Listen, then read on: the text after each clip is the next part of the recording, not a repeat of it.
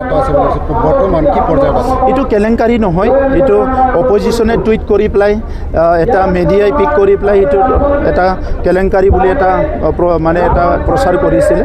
কিন্তু ইয়াত কোনো কি কয় ইয়াত ফাণ্ড ৰিলিজ কৰা হোৱা নাই, ইয়াৰ প্ৰক্ৰিয়াটো আৰম্ভহে হৈছিলে। চ' তাত স্পষ্টভাৱে কৈছে যে পাইৰেচি কিতাপবিলাক কিনিছে বুলি কেনে।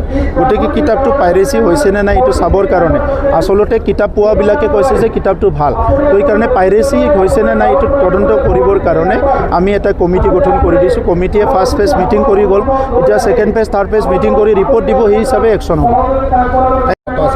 বৰ্তমান কি পৰ্যায়ত আছে? এইটো কেলেংকাৰী নহয়, এইটো অপজিশ্যনে টুইট কৰি পেলাই এটা মিডিয়াই পিক কৰি পেলাই এইটো এটা কেলেংকাৰী বুলি এটা মানে এটা প্ৰচাৰ কৰিছিলে।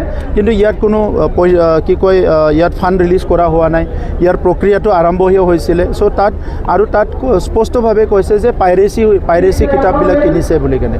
গতিকে কিতাপটো পাইৰেচি হৈছে নে নাই এইটো চাবৰ কাৰণে আচলতে কিতাপ পোৱাবিলাকে কৈছে যে কিতাপটো ভাল, তো সেইকাৰণে পাইৰেচি হৈছে নে নাই এইটো তদন্ত কৰিবৰ কাৰণে আমি এটা কমিটি গঠন কৰি দিছোঁ। কমিটিয়ে ফাৰ্ষ্ট ফেজ মিটিং কৰি গ'ল, এতিয়া second phase third phase meeting কৰি ৰিপৰ্ট দিব, সেই হিচাপে একশ্যন হ'ব।